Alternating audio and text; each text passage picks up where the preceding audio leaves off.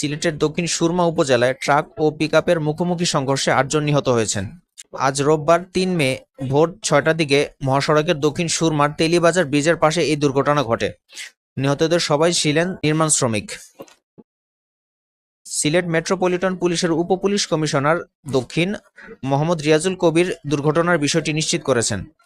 নিহতদের মধ্যে ৪ জনের পরিচয় শনাক্ত করা গেছে। তারা হলেন সুনামগঞ্জের দিরাই উপজেলার ভাটিপাড়া গ্রামের সুরুজ আলী, বয়স ৬০, একই উপজেলার শেষস্তি গ্রামের মোসাম্মদ মুন্নি, নূরনগর এলাকার মোহাম্মদ ফরিদুল, বয়স ৩৫, সিলেটের জালালাবাদ থানার লালারগাঁও এলাকার মোহাম্মদ বদরুল, বয়স ৩০। অন্য ৪ জনের পরিচয় এখনও শনাক্ত করা যায়নি বলে জানিয়েছে পুলিশ। এদিকে আজ একই দিনে চাঁপাইনবাবগঞ্জের নাচলে ট্রাকের ধাক্কায় মোটরসাইকেলের ২ আরোহী নিহত হয়েছেন। আজ সকাল ৫:৩০টার দিকে নাচল আড্ডা সড়কের বেনিপুর এলাকার মাঝামাঝি স্থানে এই দুর্ঘটনা ঘটে। নিহতরা হলেন শিবগঞ্জ এলাকার বালুটঙ্গী গ্রামের মোজাম্মেলের ছেলে রবিউল আউয়াল জিসান, বয়স ২৭, ও নাচল উপজেলার আজিপুর গ্রামের সালামের ছেলে সোহাগ, বয়স ১৭। নাচল থানার ওসি সুকমল চন্দ্র দেবনাথ ঘটনার সত্যতা নিশ্চিত করেছেন। তিনি জানান, মরদেহ দুটি পরিবারের কাছে হস্তান্তর করা হয়েছে। এছাড়া ঘাতক ট্রাকটিকে জব্দ করা হয়েছে।